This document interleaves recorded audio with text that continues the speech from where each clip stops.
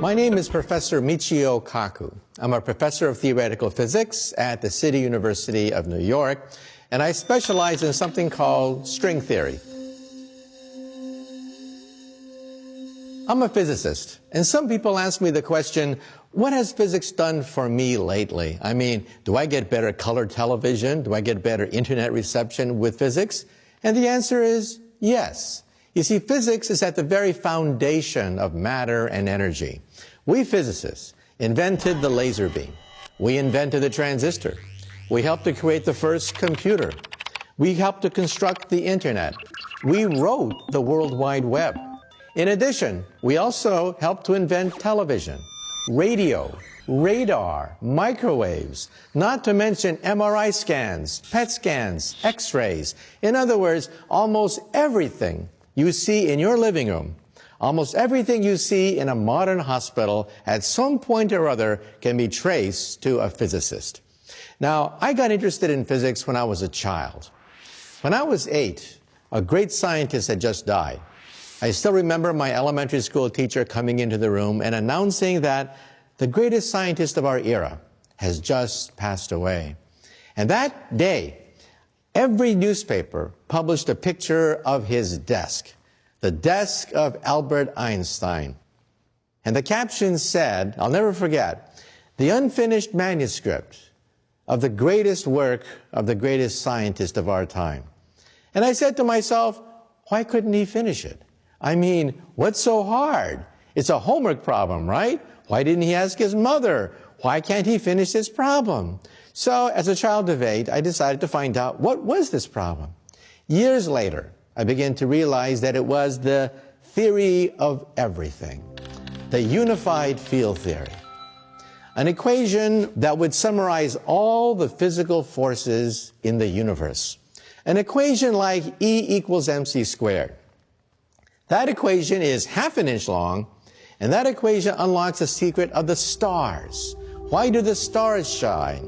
Why does the galaxy light up? Why do we have energy on the earth? But then there was another thing that happened to me when I was around 8 years old. I got hooked on the Saturday morning TV shows, in particular, Flash Gordon. And I was hooked. I mean, every Saturday morning, watching programs about aliens from outer space, starships, ray guns, invisibility shields, cities in the sky. That was for me. But after a few years, I began to notice something.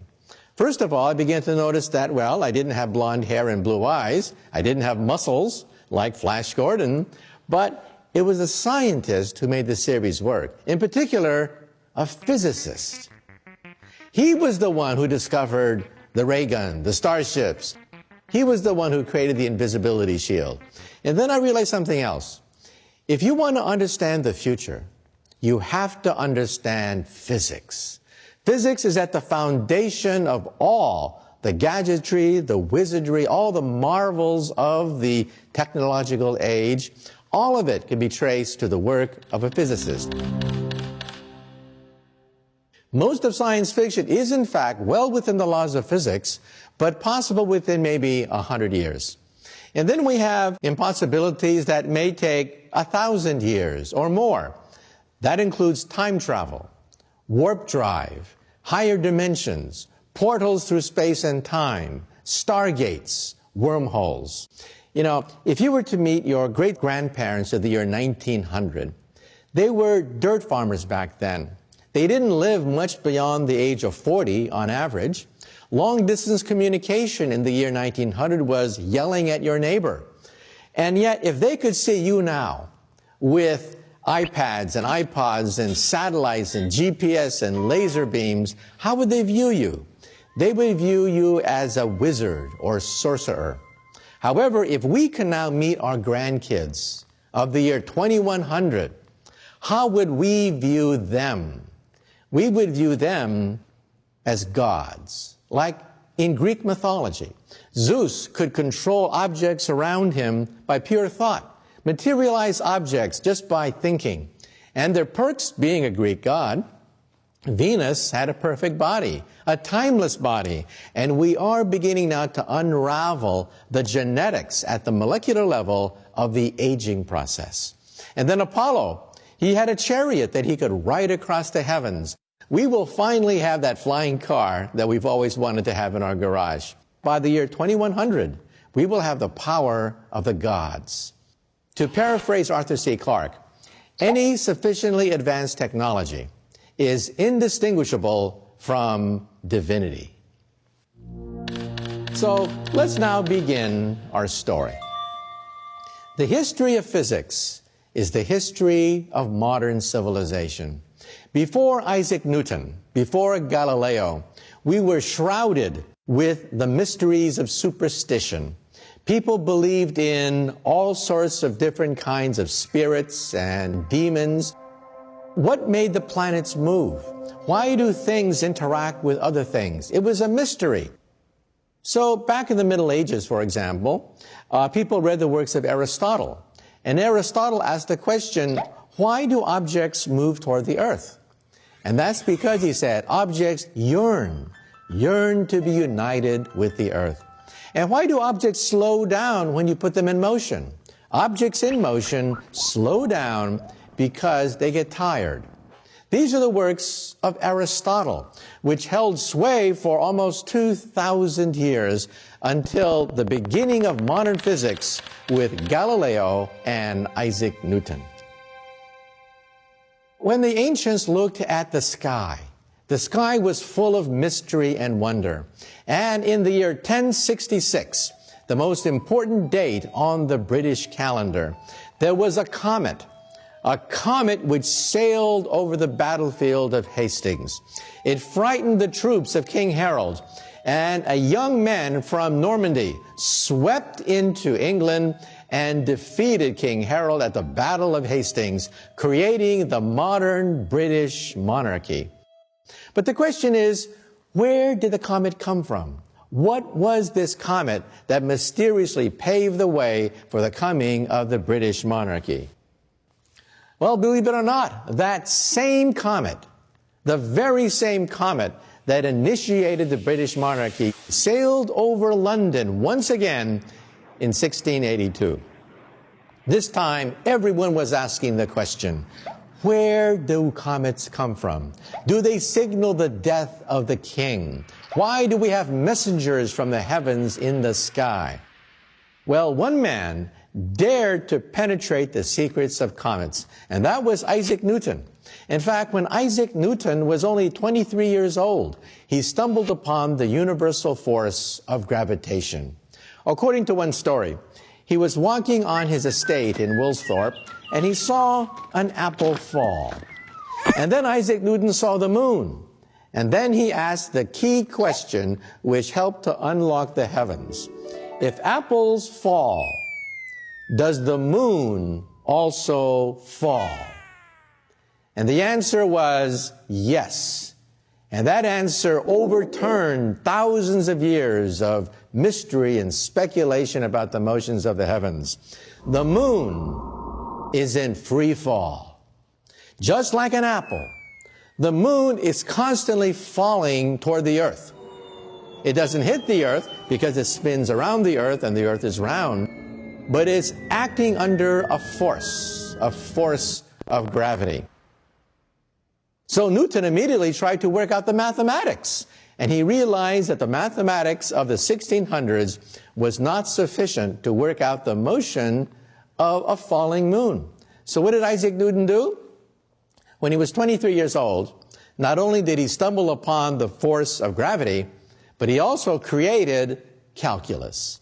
In fact, he created calculus at the rate at which you learn it when you're a freshman in college. And why did he create calculus? To calculate the motion of a falling moon.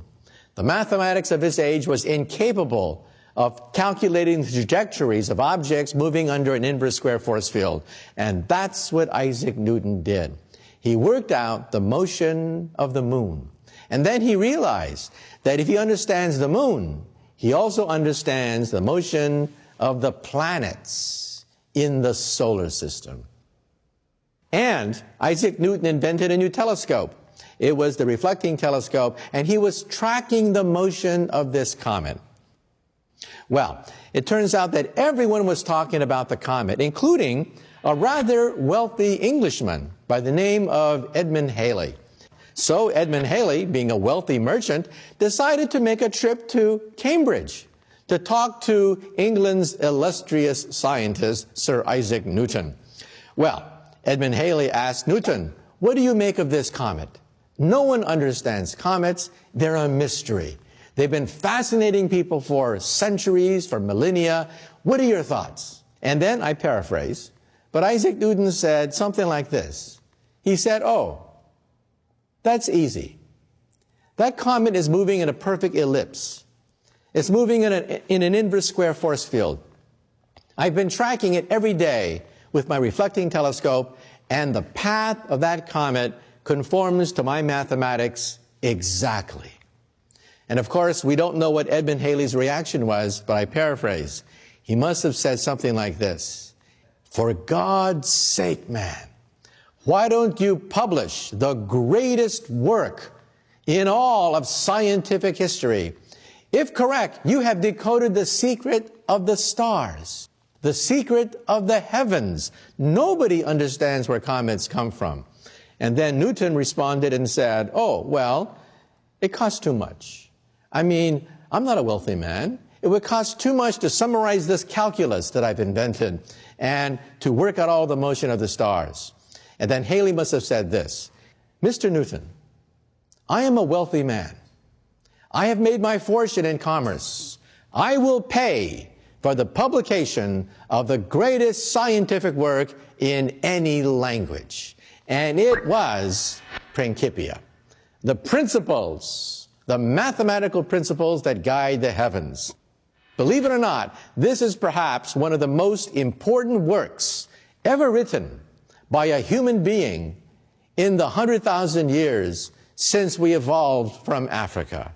Realize that this book sets into motion a physics of the universe. Forces that control the motion of the planets.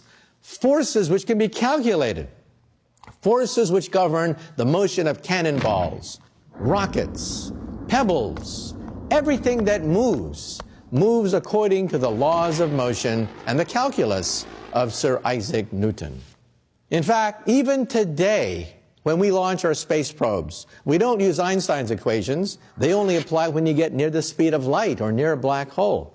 We use Newton's laws of gravity. They are so precise that when we shoot a space probe right past the rings of Saturn, we use exactly the same equations that Isaac Newton unraveled in the 1600s.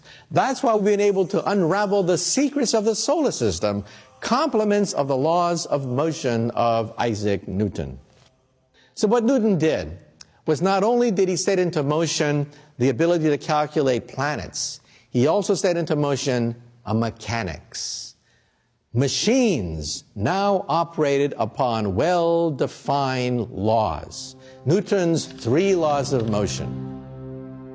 The first law of motion says that objects in motion stay in motion forever unless acted on by an outside force.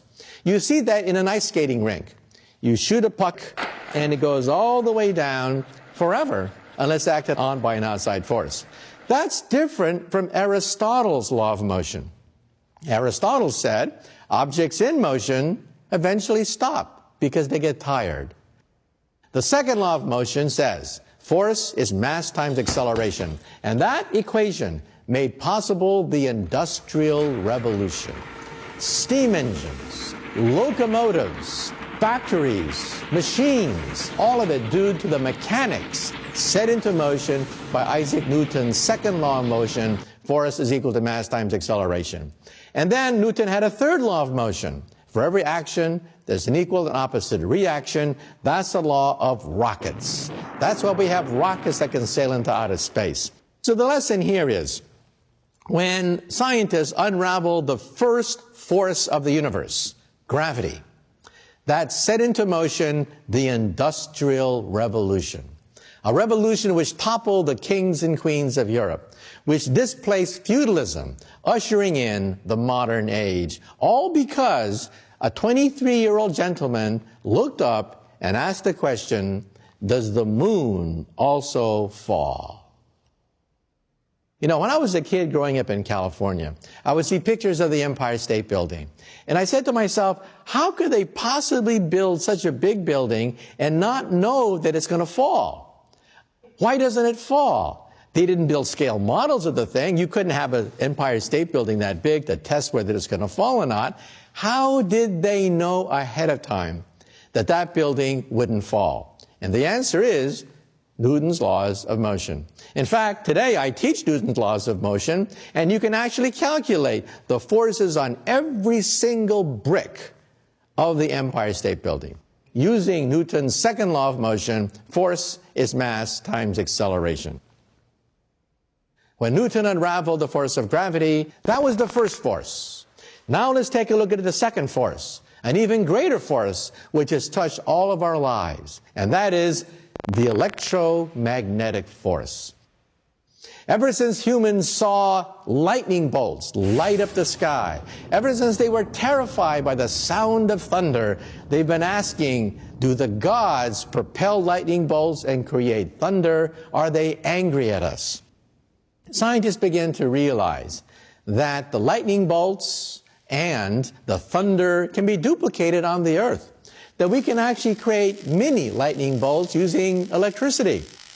But it wasn't until the 1800s that finally we began to unlock the second great force which rules the universe, the electromagnetic force. Michael Faraday would give Christmas lectures in London, fascinating everyone from adults to children. And he would demonstrate the incredible properties of electricity.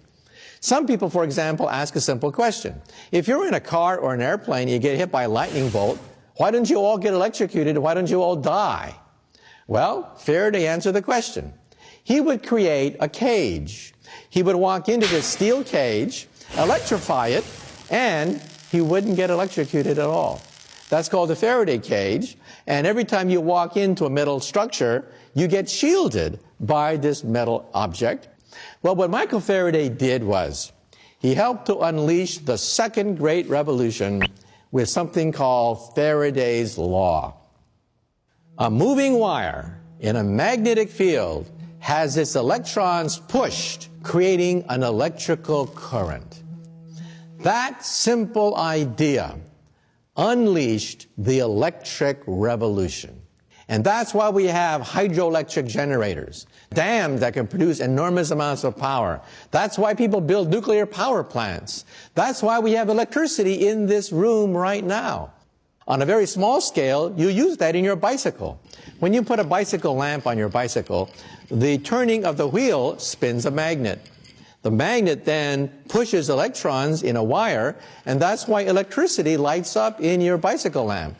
So in other words, electricity and magnetism were unified into a single force. We once thought that electricity and magnetism were separate. Now we know they are, in fact, the same force.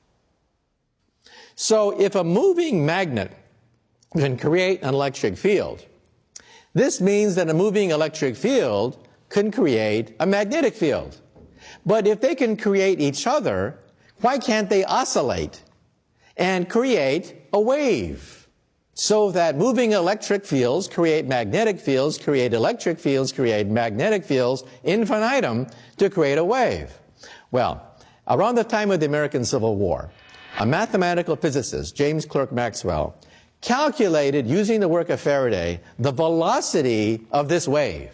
In one of the greatest breakthroughs of all time, James Clerk Maxwell calculated the velocity of this wave and found out it was the velocity of light. And then he made this incredible discovery. This is light. That's what light is. It doesn't by accident travel at the speed of electricity. It is light itself. And the equations were written down by James Clerk Maxwell. Unfortunately, Michael Faraday himself did not have a formal education. He could not put into mathematical form his own work. James Clerk Maxwell was a theoretical physicist, just like myself. He wrote down the mathematical physics of oscillating electric fields and magnetic fields, and they are called Maxwell's equations. These equations have to be memorized by every physicist in grad school. You cannot get your PhD without memorizing these equations. Every engineer who deals with radar and radio has to memorize these equations. And so, if you go to Berkeley, where I got my PhD, you can buy a t-shirt which says, "In the beginning, God said, the four-dimensional divergence of an antisymmetric second-rank tensor equals 0, and there was light." Ladies and gentlemen, this is the equation for light. The consequences of the electromagnetic revolution touch all of us. This is a picture of the Earth from outer space. Look at this picture. Europe, electrified. You can actually see the fruits of all of our efforts to create electricity, to energize our lives in one picture, seeing the Earth from outer space. So let's now talk about how Faraday and Maxwell's work touches your life as well. This is the Internet. The Internet is a simple byproduct of the electromagnetic force, and you can see that where there is the Internet, there's prosperity. There's science. There's entertainment. There's economic activity. Where there's no Internet, there's poverty. And in the future, the Internet will be miniaturized and it'll be placed in your glasses. Your glasses will recognize people's faces and display their biography next to the image as you talk to them. And then, when they speak Chinese to you, your glasses will translate Chinese into English and print out subtitles right beneath their image. So in the future, you will know exactly who you are talking to without even talking to them. And this means that at a cocktail party, if you're looking for a job, but you don't know who the heavy hitters are, in the future, you will know exactly who to suck up to. In the future, chips will only cost a penny, because we can manufacture tinier and tinier transistors. You will have Faraday's electromagnetic force inside your body. This is a pill. It has a chip in it. The chip is smaller than an aspirin pill. It also has a TV camera and a magnet. When you swallow it, the magnet guides the camera, taking pictures of your stomach, your intestines, because we all know what middle-aged men fear the most, colonoscopies. And this gives new meaning for the expression, Intel inside. Now, let's talk about the next great forces which rule the universe. We talked about gravity, which allows us to calculate the motion of the planets. The mechanics created by Newton helped to unleash the Industrial Revolution. Michael Faraday worked out the electromagnetic force, which gave us the wonders of the electric age. And now let's talk about the nuclear age, the stars and the sun. People have been fascinated by the sun. Apollo was the god that strode across the heavens in his fiery chariot. But hey, when you calculate how long coal or oil will burn like the sun, you realize that in just a few hundred years, the sun would burn to a crisp. So what could possibly last for billions of years? There must be a new force, a nuclear force. Einstein and others helped to unravel the secret of the stars. The nuclear force comes in two types, weak and strong. The weak nuclear force governs radioactive decay. The strong nuclear force is one of the strongest forces in the entire universe. It's so strong, it holds our protons together ever since Genesis, the beginning of time.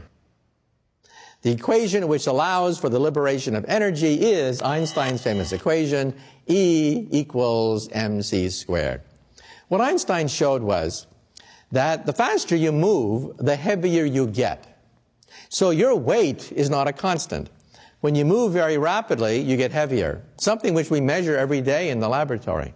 Now this means that the energy of motion transformed into mass, because you get heavier. Now listen carefully. the faster you move, the heavier you get, which means the energy of motion, E, turns into M, your mass. And the relationship between E and M is very simple. It takes 1 second to write it down on a sheet of paper. It is exactly E equals mc squared. So the nuclear force helped to explain the secret of the sun, but it also created a Pandora's box. Because inside the nucleus of the atom are particles. And when you smash these particles, what do you get? More particles. And when you smash them, what do you get? More particles. In fact, we are drowning in subatomic particles. Hundreds, thousands of subatomic particles every time we smash atoms. Now, we smash atoms using something called atom smashers or particle accelerators. I built my own particle accelerator when I was in high school. When I was in high school, I went to my mom one day, and I said, "Mom, can I have permission to build a 2.3 million electron volt betatron particle accelerator in the garage?" And my mom said, "Sure, why not? And don't forget to take out the garbage." So I went to Westinghouse, and as a high school kid, I asked for 400 pounds of transformer steel.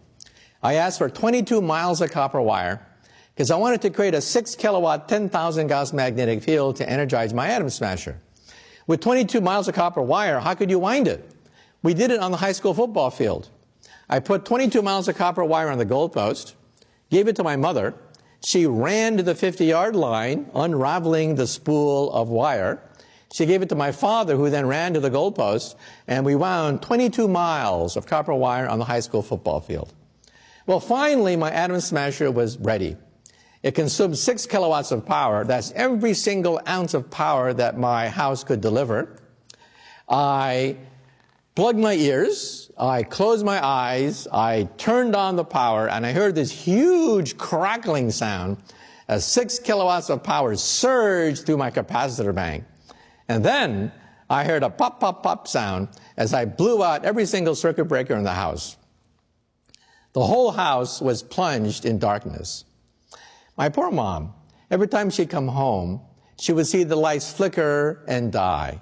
And she must have wondered, why couldn't I have a son who plays baseball? Why can't he learn basketball? And for God's sake, why can't he find a nice Japanese girl? I mean, why does he have to build these machines in the garage?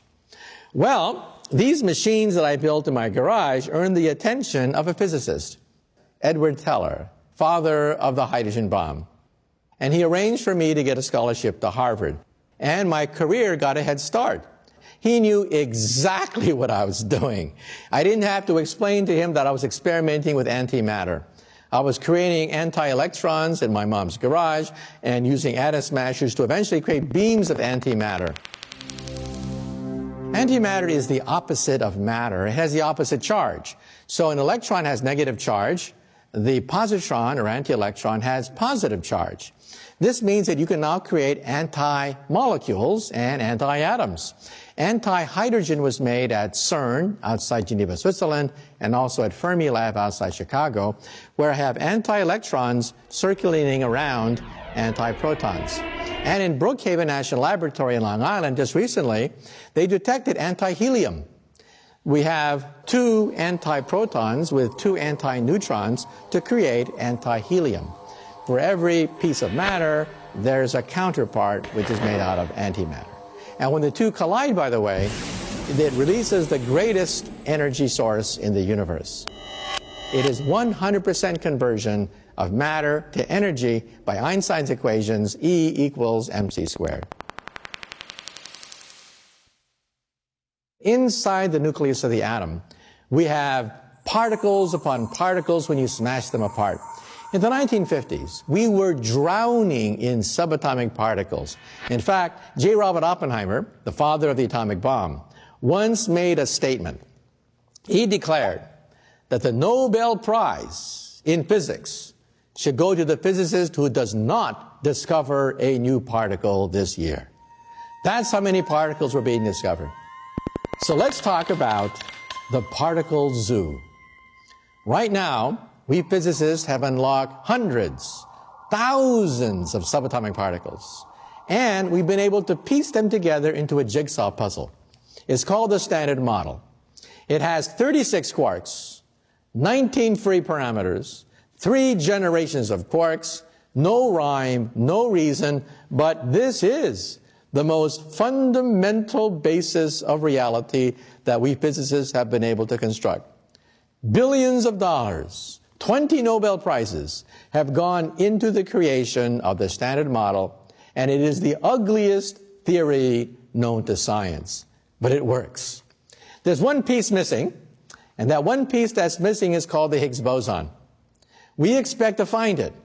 We want to create a higher version of this theory. And that theory, we think, is string theory. String theory is based on the simple idea that all the 4 forces of the universe, gravity, the electromagnetic force, and the 2 nuclear forces, can be viewed as music. Music of tiny little rubber bands. So if I had a super microscope and I could look right into the heart of an electron, what would I see? I would see a vibrating rubber band. And if I twang it, it turns into a neutrino. I twang it again, it turns into a quark. I twang it again, it turns into a Yang-Mills particle. In fact, if I twang it enough times, I get thousands of subatomic particles that have been cataloged patiently by physicists. String theory, we think, is a theory of everything. Now, string theory, in turn, can be summarized in an equation about an inch long. That's my equation. This is called string field theory. And how will we test it? We are building a machine, the biggest machine of science ever built in the history of the human race, outside Geneva, Switzerland. It is the Large Hadron Collider. So the Higgs boson, we think, will be created by the Large Hadron Collider, a tube 17 miles in circumference with 2 beams of protons circulating in opposite directions, then slamming together, creating a shower of particles. And among these particles, we hope to find the Higgs boson. But not only that, we hope to find particles even beyond the Higgs boson. The next set of particles beyond the Higgs boson are sparticles. The next layer of the jigsaw puzzle are called sparticles, superparticles, nothing but higher vibrations, higher musical notes of a vibrating string. And what else could we do? We can also unlock the secrets of the Big Bang. You see, Einstein's equations break down at the instant of the Big Bang and the center of a black hole. The 2 most interesting places in the universe are beyond our reach using Einstein's equations. We need a higher theory, and that's where string theory comes in. String theory takes you before the Big Bang, before Genesis itself. And what does string theory say? It says that there is a multiverse of universes. Where did the Big Bang come from? Well, Einstein's equations give us this compelling picture that we are like insects on a soap bubble, a gigantic soap bubble which is expanding, and we are trapped like flies on flypaper. We can't escape the soap bubble, and that's called the Big Bang theory. String theory says there should be other bubbles out there in a multiverse of bubbles. When 2 universes collide, it can form another universe. When a universe splits in half, it can create 2 universes, and that, we think, is the Big Bang. The Big Bang is caused either by the collision of universes or by the fissioning of universes. If there are other dimensions, if there are other universes, can we go between universes? Well, that, of course, is very hard. However, Alice in Wonderland gives us a possibility that maybe one day we might create a wormhole between universes. This is a wormhole. Think of taking a sheet of paper and putting 2 dots on it. The shortest distance between 2 points is a straight line. But if I can fold that sheet of paper, then perhaps I can create a shortcut through space and time, called a wormhole. This is a genuine solution of Einstein's equations. We can actually see this in string theory. The question is, how practical is it to go through one of these things? We don't know. In fact, there's a debate among physicists today. Stephen Hawking, many physicists are jumping into the game of trying to figure out whether it's physically possible to go all the way through a wormhole. Because if you could, then you might be able to use this as a time machine. Since string theory is a theory of everything, it's also a theory of time. And time machines are allowed in Einstein's equations, but to build one is extremely difficult. Far more energy is required than a simple DeLorean with plutonium. You know, trillions of years from now, the universe is going to get awfully cold. We think the universe is headed for a big freeze. All the stars will blink out. Stars will cease to twinkle. The universe will be so big, it'll be very cold. At that point, all intelligent life in the universe must die. The laws of physics are a death warrant to all intelligent life. There's only one way to escape the death of the universe, and that is leave the universe. We are now, of course, entering the realm of science fiction, but at least we now have equations, the equations of string theory, which will allow us to calculate if it is possible to go through a wormhole, to go to another universe where it's warmer, and perhaps we can start all over again. If you were to summarize the march of physics over the last 10,000 years, it would be the distillation of the laws of nature into four fundamental forces: gravity, electricity, and magnetism, and the two nuclear forces. But then the question is there a fifth force? A force beyond the forces that we can measure in the laboratory? And believe it or not, there are physicists who've actually looked very carefully for a fifth force. Some people think maybe it's psychic phenomena. Maybe it's telepathy. Maybe it's something called psi power. Maybe it's the power of the mind, maybe consciousness. Well, I'm a physicist. We believe in testing theories to make sure that they are falsifiable and reproducible. We want to make sure that on demand, your theory works every single time without exception. And if your theory fails one time, it's wrong. In other words, Einstein's theory has to work every single time without exception. One time, Einstein's theory is proven to be wrong, the whole theory is wrong. Well, so far we can reproduce these four physical theories, but a fifth theory cannot be reproduced. We've looked for it. Some people think that maybe a fifth force may be short range, like not over the nucleus of the atom, but ranging over several feet. And we can't find any. We physicists in the last 10 years have discovered a new energy source larger than the galaxy itself. Dark energy. Realize that in our universe today, 73% of our universe, the matter and energy, 73% is in the form of dark energy, the energy of nothing. That's what's blowing the galaxies farther and farther apart. That's the energy of the Big Bang itself. Kids ask the question, if the universe banged, then what made it bang? And the answer is dark energy. 73% of the universe's energy is dark energy. 23% is dark matter. Dark matter is invisible matter. If I held it in my hand, it would go right through my hand. It holds the galaxy together. 23% of the universe is dark matter. Stars, made out of hydrogen and helium, make up 4% of the universe. And then what about us? We, the higher elements, we made out of oxygen, carbon, nitrogen, tungsten, iron, we make up 0.03% of the universe. In other words, we are the exception. The universe is mainly made out of dark energy. The universe is mainly made out of dark matter, overwhelming the stars, overwhelming the galaxies, in fact. Now, what is dark matter, which makes up 23% of the universe? No one knows. String theory gives us a clue, but there's no definitive answer. So in other words, For you young aspiring physicists out there in the audience, you may be saying to yourself right now, why should I go into physics? Because you guys already have a candidate for the unified field theory, right? Just realize that every single physics textbook is wrong. Every single physics textbook on the earth says that the universe is mainly made out of atoms, right? There it is. The universe is mainly made out of atoms. Wrong. In the last 10 years, we have come to the realization that most of the universe is dark.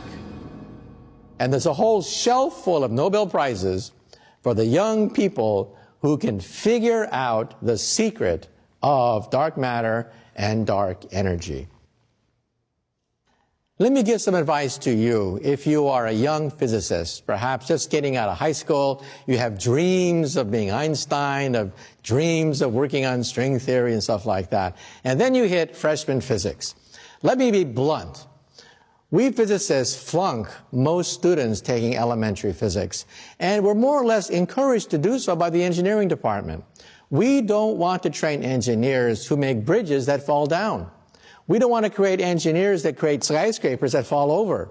There's a bottom line. You have to know the laws of mechanics. So before you can work with the laws of Einstein, you have to work with the laws of friction, levers, pulleys, and gears. As a consequence, we have a very high flunk-out rate in elementary physics. So if you're a young physicist graduating from high school with stars in your eyes, and you encounter freshman physics for the first time, watch out. If you have a rough time, that's the way it is. I started out my life as an experimental physicist. Then I went to Harvard, and then I talked to my advisor, one of the world's greatest experimental physicists, Professor Pound, and he told me that maybe it's time to give it a rest. He said to me, your skills are much better suited to what you love the most, which is theory, mathematics, the world of higher dimensions. And I realized that he was probably right. The thing about physics, or even science, that really intrigues me the most is to find the most fundamental basis for everything. Rather than trying to massage a theory or make a theory prettier, why not find out why it works? What makes it tick? And that's what I do for a living. I'm a theoretical physicist. Thank you very much.